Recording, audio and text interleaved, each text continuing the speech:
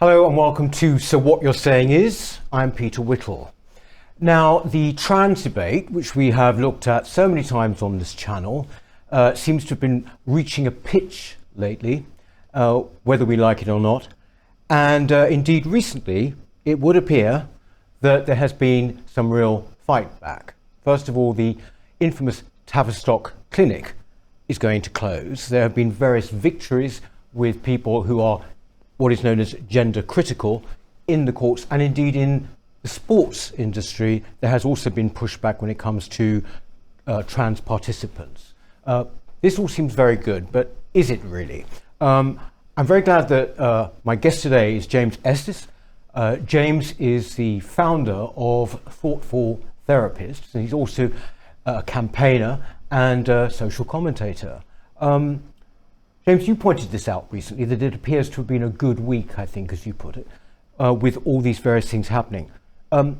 It appears to have been a good week. What do you think? Well, I tend to be cynical about these things, but, you know, as a matter of fact, it has been objectively quite a good week, as you've touched upon some of these things. You know, we've had the Alison Bailey victory in her case. Could you explain Alison Bailey for our viewers what that was about? Yeah, so she's a barrister. She was suing her chambers for discrimination based on an investigation that they launched into her off the back of complaints made by Stonewall. She was also suing Stonewall for discrimination. She lost on that ground, but what it did was it uncovered the way in which Stonewall bully and try and cancel people and, you know, ruin their livelihoods, their reputations. So that brought that to light. And, you know, she was found to have been discriminated against by her barristers' chambers, which is quite big. You've mentioned sport. Yeah. Yes, we're seeing more and more sporting bodies coming on board with the way of thinking that actually biological males should not be competing against women. We've seen the Rugby and Football Union doing this, which is particularly important for rugby being a contact sport, because you know, women's health and safety is very much at risk if men are allowed to play in those sports. The Tavistock closure as well has been a long time coming. I mean, there's been significant concerns from whistleblowers for many years about the safety of the way in which children are being medicalised at the Tavistock. So its closure is also good. And equally, you know, in the leadership competition for the Conservative Party, the trans debate has been on the agenda. And we've seen both Liz Truss and Rishi Sunak make some positive soundings around protecting women's rights and safeguarding children. So it's been a good week, but the tide is turning far too slowly, in my opinion, overall. That's presumably because the ideology now is so embedded, is it not? I mean, in every area. I mean, you are is it right to say trainee therapist? Trainee, yes. Therapist. In various different industries. I mean, obviously, and certainly I'd say that the media as well has a hand in this, and that they sort of tend to push a kind of a narrative too. But can I ask you, with the Tavistock clinic, can you just give us a synopsis of quite what was happening there?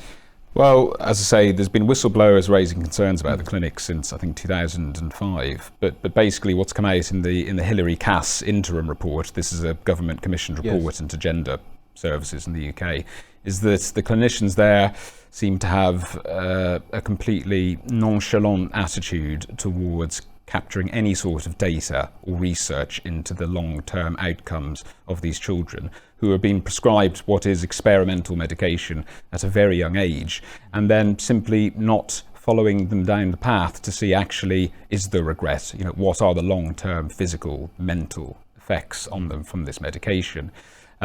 Equally, there's been concerns from clinicians at the Tavistock who have left, who are saying that basically they feel pressured or forced into affirming transitioning. So if somebody comes in, if a child comes in and says that they're trans, that they want to transition, that clinician should not challenge or explore other options or contributing factors, but should simply say, yes, you are trans and you should medically transition.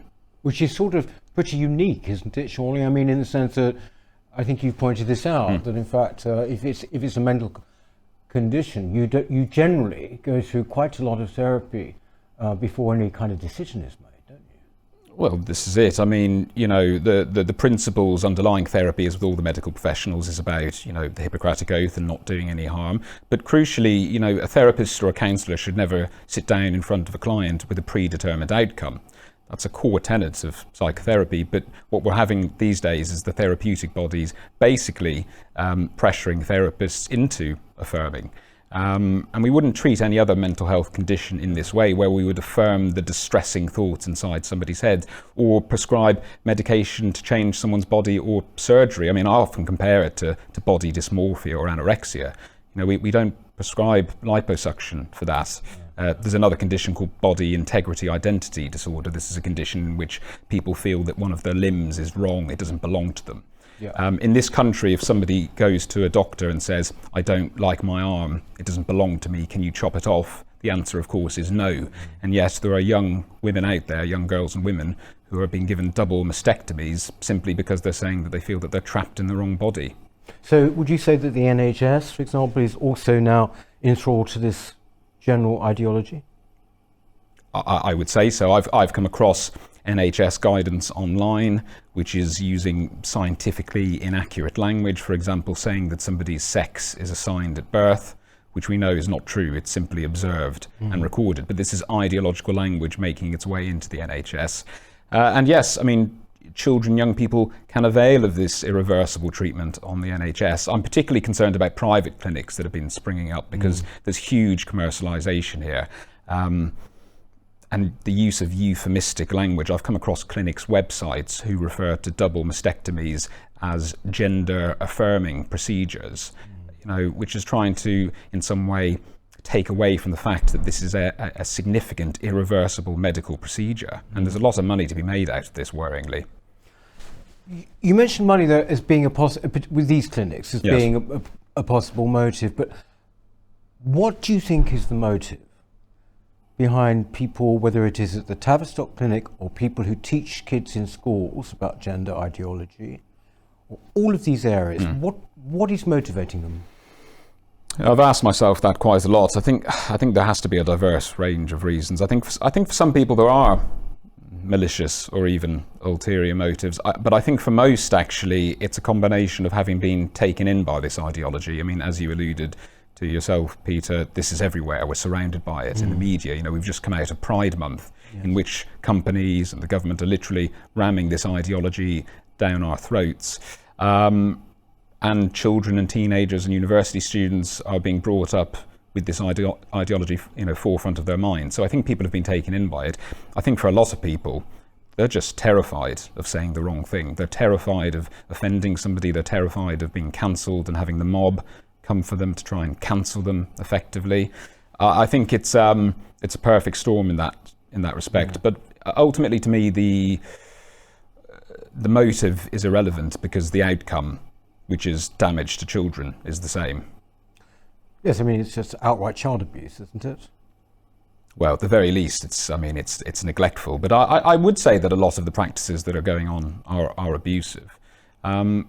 In a sense, we've robbed children of childhood, which is to be able to make mistakes and grow without facing irreversible regret. I mean, children have always had fads and been rebellious, and, you know, often the comparison is made with kind of goth or emo culture, which seems to have died down over recent years. But, you know, children would go off and experiment with different ways of being and acting and talking and dressing, and that was fine. And then usually a few years later, they'd realise that actually it wasn't that cool after all, and they'd go and do something else, you know, and that's one of the wonders of childhood. But nowadays, this fad of being trans or non-binary and having your pronouns and transitioning socially can lead to irreversible regret. And I've spoken to so many of these detransitioners who have lost parts of their body that they can never get back. Yeah. What worries me really is that we're discussing this just before we came on air, that we're regressing, aren't we? In the sense that essentially if a kid now displays, you know, certain characteristics like, you know, boy playing with a doll, or not being that rowdy, being kind of quiet or possibly quite feminine, or a tomboy, as they used to be called. I remember growing up that basically people would say, oh, well, they'll grow out of it or whatever, or something like that. Now, basically, they might go on, for example, to be gay adults, for example. But now it's, oh no, this person really is in the wrong body. And I often wonder, when you occasionally see these clips on social media of parents who are claiming this of their tiny kids, I find it horrifying. Well, you're right. We're regressing back to old stereotypes, which I thought we were trying to move away from as a liberal society. But I come across materials which tell young boys that if they like flowers, they could be a girl trapped in the wrong body. But again, we have to go back to the source of this, which is the fundamental message children are being told about themselves and the world. I've come across primary school books and teaching resources which tell children that when they were born, the doctor made a guess, that's the word in the book, made a guess at who they were, whether they were a boy or a girl, and that the doctor could have made a mistake. Now, immediately, what type of message is that sending to a young, vulnerable child? Immediately, they're going to start thinking, well, could my doctor have made a mistake? Who am I? And if you're constantly being fed this diatribe of, well, if you like things that the other sex tends to like, then maybe you are trapped in the wrong body. Yes. We're leading children down this one-way path, ultimately. But I think, it's interesting, as, gay people in the past, fought against this idea that, you're obviously a woman in a man's body, and sort of fought against that. No, we are masculine men. I know I certainly fought against that. But here we are, seemingly back to square one. And it's quite extraordinary and alarming. Can I just go back to that point, actually? I asked you, what is the motive? And you say there's a whole number of them. And I suppose that one of those might well be that there are some people who are well-meaning. We have to sort of say this, and think that they are being inclusive and all of this. I can't help feeling that it's something a bit more than that. That there is a political motivation behind so much of this. In the sense, I don't know what you think of that, but in the sense that it's sort of good old march through the institutions in a way, that if you can destabilize people's sense of themselves, if you can destabilize their belief in biology and science, then you've got them right, as it were, for whatever that might be. But it seems to me that there is a political motive, in the broadest sense, Well, there are many aspects of this ideology that are cult-like, putting out disinformation, particularly to the youngest in society. So again, there's a charity, I use that term loosely, called Mermaids, yes. I'm sure you've heard of, and they have a podcast for the young listeners, and they will say things like, quote, there are men who have ovaries, there are women who have prostates, it's just fact. That's it. They just put it out there. And of course, a child who knows no better is going to believe that. So there's a lot of misinformation being put out there. There has been this kind of controlling of society. Stonewall and other organisations have played this strategically very well, because they've managed to infiltrate almost every area of society, including government departments. Again, we touched on Pride Month, the way in which this takes over our society for a month, which is ironic given that these individuals are claiming to be one of the most marginalised groups in society. And yes, they are out everywhere to be seen, and you can't avoid the ideology being pushed in your face. There's also the cult-like behaviour in terms of those who stray away from the crowd. So we spoke about detransitioners earlier. I've spoken to some of those individuals, and as soon as they spoke out and said, actually, I shouldn't have been transitioned, what happened to me was wrong, they are completely ostracised by the trans community, even bullied, thrown abuse and slurs and vitriol. Very much this kind of, if you're not with us, you're against us type attitude. Very, very divisive. And again, no wonder why people are terrified of stepping out of line and saying something that could offend. Yes. Speaking of Stonewall, are they in retreat, do you think, or not? People, I think your average person would not have known what Stonewall was before. Obviously it was a quite highly respected sort of, organisation to try to advance gay rights. I'm going way back now. But now it's something else entirely.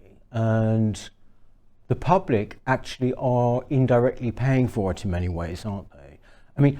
Do you, when it comes to, becoming consultants in government departments, and they're not cheap. To some extent, it does seem like a kind of money-making exercise. But are they is there pushback against Stonewall or not? There is, and it's all their own doing, actually. You know, as somebody who speaks out quite strongly against Stonewall, they're doing a better job of undermining themselves than I ever could. I mean, just last week they posted this tweet saying that 2-year-olds could be trans. And they said that there was research to back this up, whereas in fact there is absolutely no research whatsoever to back this up. And then they kind of fudged it, and it wasn't really a retraction, but they basically fudged it. But that caused huge alienation between a lot of the departments and companies that held them in good esteem, actually. I mean, I saw a tweet from a minister for the Department of Business, Energy and Industrial Strategy, who said that he was delighted to announce that his department would no longer be affiliated with Stonewall. This is actually quite revolutionary, because a few years ago, these departments were hook, line and sinker in Stonewall's clutches, and if they were ever to kind of distance themselves from it, it would be done under the radar for fear of attracting abuse or attacks online. But here, ministers are coming out saying, thank God we're leaving Stonewall. Yes, so I think Stonewall are on their way out, but again, the tide is turning too slowly on that as well. Well, this is the point. I mean, go back to I know I'm rather like a dog with a bone on this point. What would make somebody put out something with no evidence saying that 2-year-olds can be trans, right? Something absurd and incredibly damaging and all the rest of it. What would make them do that? You said there's some people that may be malicious, whatever, or it could just be they've got to keep going along on this track because it's very lucrative to them, or they, you know, all the rest of it. Or is it again some kind of attempt to completely sexualize children in some way? I think it could be all of the above. I mean, because a child can't be trans. No? Well, even this term trans child we see being used a lot. Again, I come back to the point that in order to transition in this country, you have to be diagnosed with a mental health condition. So, you know, why are we not saying child with gender dysphoria? Why are we saying trans child as if this is something immutable about them that can never be changed? Again, you wouldn't call them an anorexic child, you would say a child with anorexia. This is a condition. But there's a lot of money to be made in it. I mean, we've seen organisations like Stonewall, every company and corporation has a diversity champion now, and we've seen the, a huge increase in these kind of equity and equality roles springing up. So it is very lucrative. On the sexualization point, I mean, it's clearly there for us to see. Again, we were speaking about this just before we came on in terms of the kind of drag queen yes, I was going to ask, because this comes under the umbrella, presumably, of inclusivity. Does it, the drag queen story time? I think there was actually a protest by some people against one of these events last week. But does that come under the people will ask, why suddenly? What's behind it? Why is there this whole program in here and in America? And one sees often these kind of very disturbing clips on social media, nowhere else. Is that under the banner of inclusivity? Is that why this is happening with kids? Well, I think partly it's been conflated with entertainment. I mean, we've seen this kind of the drag stuff, the RuPaul drag race, etc., kind of popping up. So it's become more of a model of entertainment, although I wouldn't particularly think it's that entertaining. That's just a personal view on it. But yes, I think people are fearful of offending again. But it's a bizarre situation. I mean, what relevance is it? I'm all for children being read stories before bedtime. Why does it need to be from a drag queen? I mean, I saw recently, and thankfully they rode back on this after myself and others spoke out about it, but the College of Nursing and Midwifery was running a drag time story event for children. Really? And I sent a message to them on Twitter saying, firstly, what is the relevance of this to your work?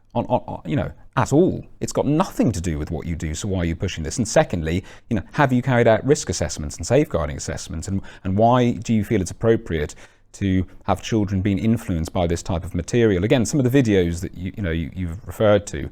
I saw one the other day, I think it was from America, in which there's a drag queen on the stage and they invite a young child up to basically dance for money. And the child is dancing and gyrating. This child cannot be more than 5-6 years old. And people are throwing money at the stage at this child. And the drag queen at the end says, look how much money you've made off this. Isn't it excellent? I mean, this is the very definition of sexualizing our children.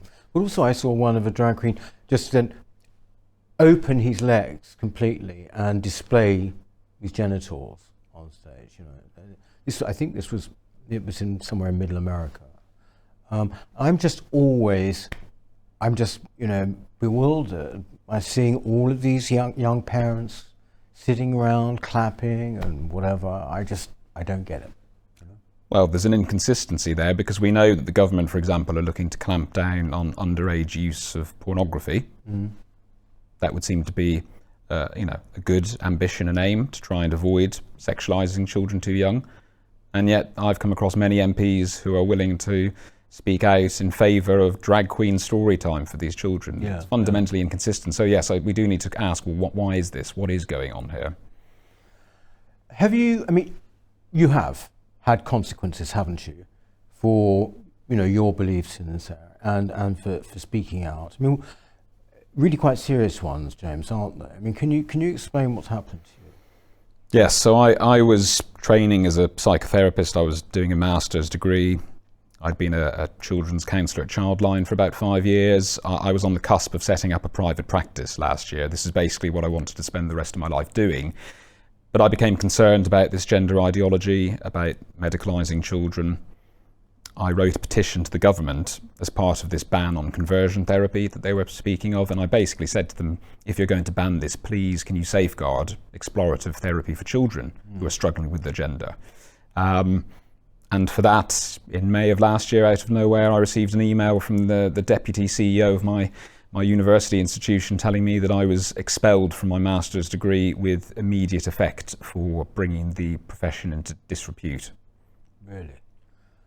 And well, what about the, as it were, regulatory bodies in the area? What about them? Did they not come to your aid, or?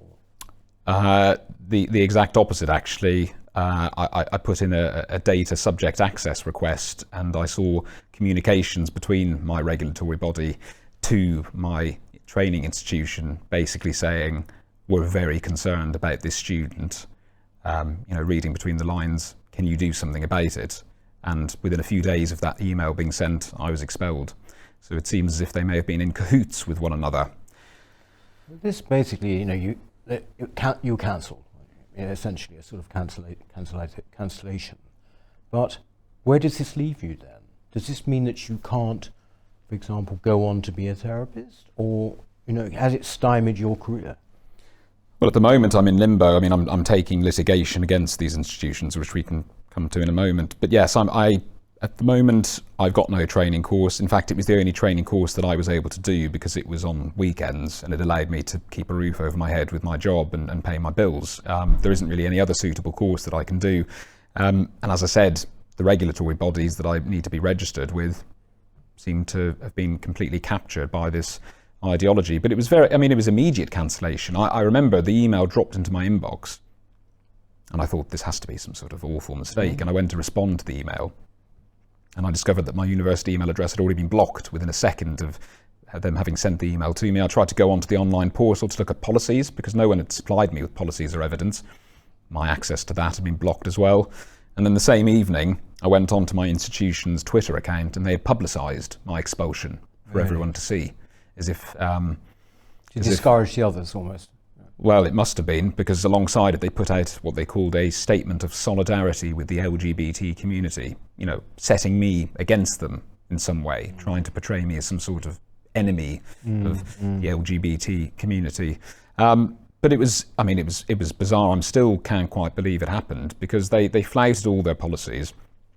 When I finally got hold of a policy, I saw that the grounds for immediate expulsion from this institution without appeal or hearing included sexually assaulting another student on campus or defrauding the institution. That's what they were comparing what I was doing to. And all I was doing was simply saying, I have concerns about children's welfare. Can we talk about this? Do you think that you are quite unusual in your beliefs in that field or not? Or did you think other people are pretty much on your side but wouldn't say anything? There's a lot of the therapeutic community that have been taken in by this ideology. I've come across online groups and fora where when they discovered that I'd been expelled, they were having mini celebrations about that fact. So there are therapists out there who are very happy to push this ideology. There's others who are just too scared to speak out. There are a number of individuals from my course who I know think a similar way to the way that I do, but they daren't say anything because they want to qualify and they want to practice. So they're having to keep their heads down. And I understand that. You know, if everyone who spoke out was cancelled, then there wouldn't be any decent therapists left. So we do need some good therapists to make it through, kind of under the radar, as it were. But I mean, it's a disgrace. You know, therapy of all professions, when we're dealing with mental health, complex, controversial, sensitive topics, we need to be able to talk about these things. But for a training institution to throw a student under the bus for raising concerns about children, I think is a disgrace. The thing you founded, Thoughtful Therapist, is, I mean, I'm just a genuine question, I don't know, but is it a sort of an attempt to maybe build something alternative to what you might call the establishment? Yeah, it's a small grassroots initiative. It's primarily there to raise concerns about gender ideology seeping into the therapeutic community. We mentioned the conversion therapy legislation that the government were looking to pass. You know, at one point they were looking to include gender identity in the definition of the legislation. That still might happen. We don't know. The legislation hasn't reached the House of Commons yet, but if that happened, it could risk criminalising ethical therapists who simply want to explore rather than affirm children who say that they're trans. So we're concerned about that. We're trying to speak out against the ideological capture of the therapeutic bodies that regulate us. Again, I know a number of qualified therapists, long-standing therapists, who have been dragged through disciplinary processes for speaking out about these things as well. So we're concerned about the direction that therapy in general is going.